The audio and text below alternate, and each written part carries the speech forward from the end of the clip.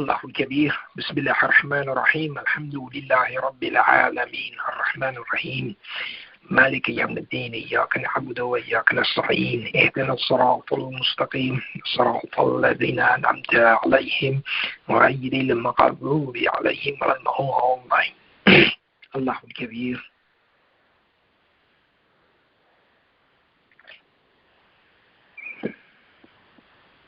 We are all grateful to God for giving us this huge opportunity that we have today, and by God's grace, our test is not over yet, and we are having another chance to redeem ourselves and get closer to our Creator. So this is a unique opportunity for all of us to take advantage of this and God's mercy and God's grace that He has given us this chance, this huge chance that we have today. And so we should be grateful to the source of this huge blessing that we have. And again, all of these are by God's design and providence, and we are not able to do this on our own. And this is something that we should cherish and remember that only God alone can do this, and so we can only take advantage of this huge opportunity that is only good for our own soul. And should remember that God doesn't need this.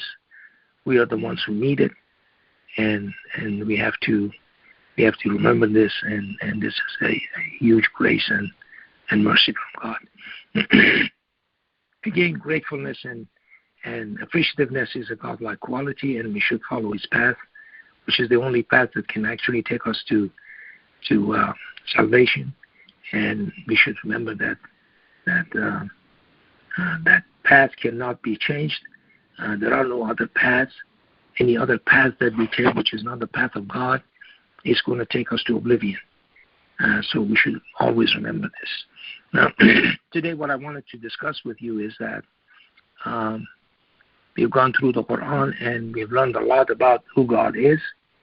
And I want to go to chapter 13, verse 28. God is talking about the believers. These are the faithful. These are the people who have faith in God. Okay, so that means that they do not cheat God. They do not do deeds that are opposing the commandment of God, the word of God. And so they always follow the path of God. That's what they do. And so God describing who these people are. These are the ones who have faith. And their hearts are reassured when God is mentioned. Absolutely, by mentioning God, hearts will be reassured. Okay, so this is something that we have to remember. Now, we have talked about this so many times, and I want to repeat it again. I want to stress this fact that we should remember God most of the time. Sometimes we forget.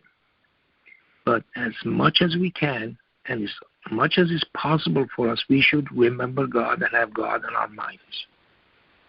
If we don't do that, then we are going to go the wrong way. And so the believers are those that are hearts reassured when God is mentioned. Okay? So when they remember God inside their heads, inside their hearts are reassured. Because they know that He is going to respond to them. Okay? Then God is saying in verse 29, these are the ones who have attained faith and lead a righteous life. Reserved for them is happiness and a beautiful homecoming. Okay.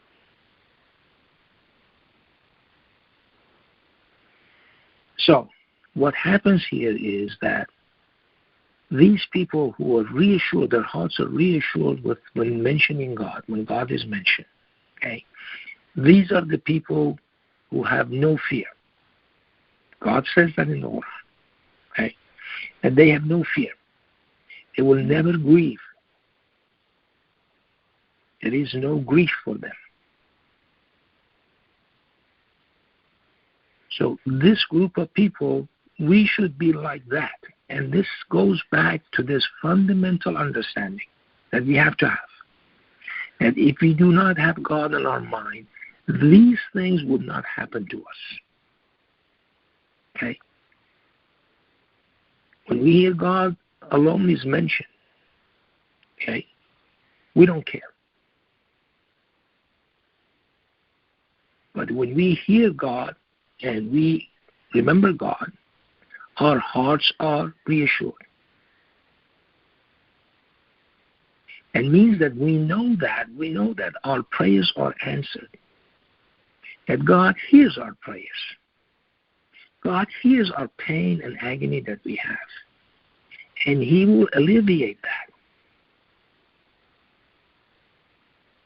He would not leave us alone to our own devices. He will be with us all the time. We know that. A group of people whose hearts are reassured when God is mentioned, or when they remember God inside their heads. Okay? These are the group of people who are absolutely, positively,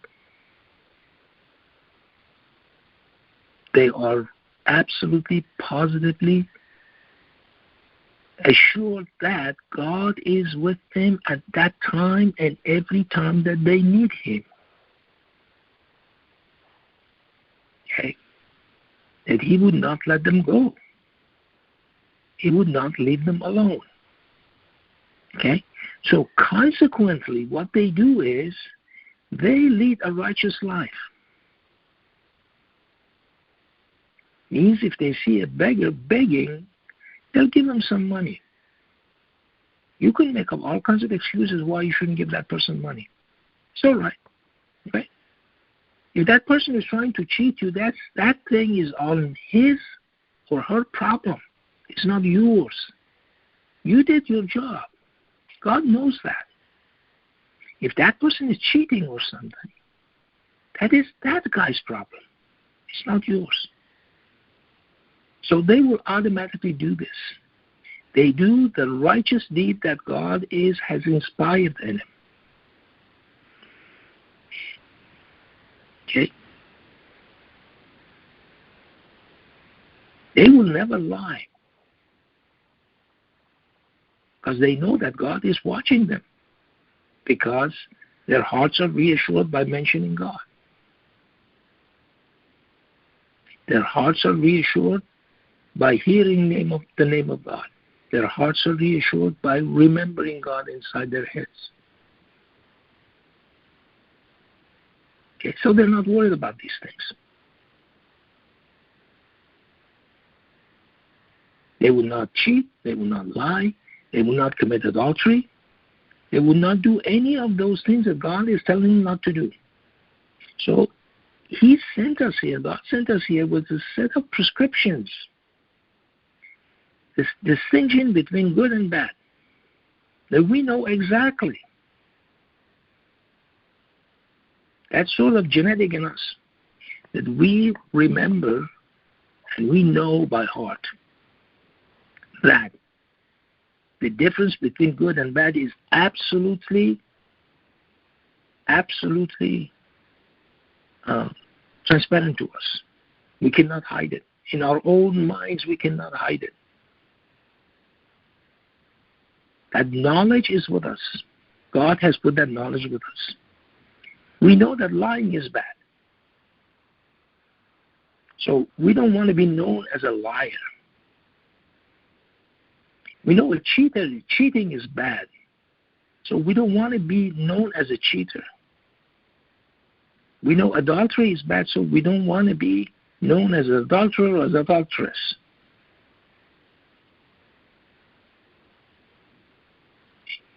We know those bad things. And we try to avoid them, but sometimes they fall into those traps. We fall into those traps. And that's the time that we are not leading a righteous life. But it goes back to this idea that having God on your mind and on your heart will dictate that to you. Dictate the fact that you are supposed to obey his commandments, which is only good for us. These are prescriptions that God has sent with us. He's prescribed these things for us, and we know it exactly. We don't have to have a constitution or something like that that says stealing is bad. We know stealing is bad. We know something which does not belong to us, we cannot take possession of it. We know that. Okay? We cannot enter homes without asking permission. And we should be given permission to enter a home. So breaking into a house is the wrong thing to do. Okay? And we cannot shelter those people who do that. We cannot shelter people who are breaking God's commandments. If we do that, that means that we're stamping their actions.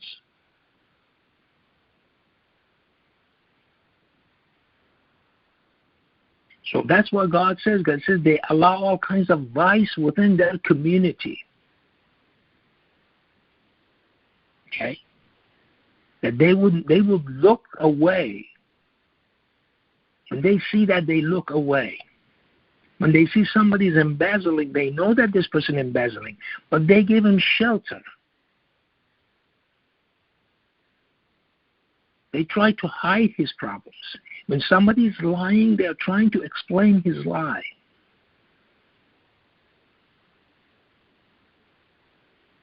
Okay. We cannot do that. That is not a righteous life. A righteous life also means stand up for righteous things. You cannot give refuge to people who are breaking God's laws. Okay? So that is not living a righteous life. These are unrighteous acts. Okay? So my conclusion is that we go back to the verse 28, and so the unfaithful are not happy when God is mentioned. They know that you are bringing the source of all of these commandments, all of these instructions that God has given us. Okay? And we know them. And despite knowing them, we commit them. We commit those kind of acts that are unlawful in the sight of God. Okay. So if we commit those things, that means we are not happy when God is mentioned. Our hearts are going to waver. Our hearts are not going to be reassured when God is mentioned. But on the other hand, if we are part of that group of people, that our hearts are reassured, that settles down, our heart settles. You could have all kinds of different things in your heart. You could be worried about things. But you know that God is there. And you know that when you remember Him, your heart settles down. It's not, you don't have this storm going on inside your head, worrying about things that you really shouldn't worry about. And this is understood by a lot of people. Remember the believing Egyptian? A lot of people don't pay attention to the believing Egyptian. A lot of people know about the magicians who became believers. But a lot of people do not really think about the believing Egyptian. Okay? He understood that almost 4,000 years ago. Okay? He said, "Ufabbadu amri ila Allah, inna Allah basirun bil ibad." He said, I leave all my affairs to God. God is ever watchful over His servants. That's what he realized. That's what he said. And God narrates His situation for us. Okay.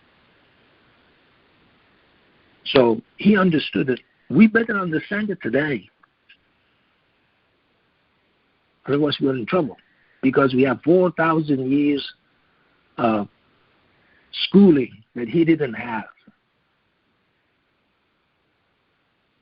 We have seen signs of God that he hasn't seen. Okay. And when he saw the sign of God, or signs of God, he knew it. He immediately grasped it. He immediately understood it. Okay. And he's basically 4,000 years ahead of us if we do not understand it today. Okay. I'm going to stop here and we'll finish this unit. Allahu Kabir.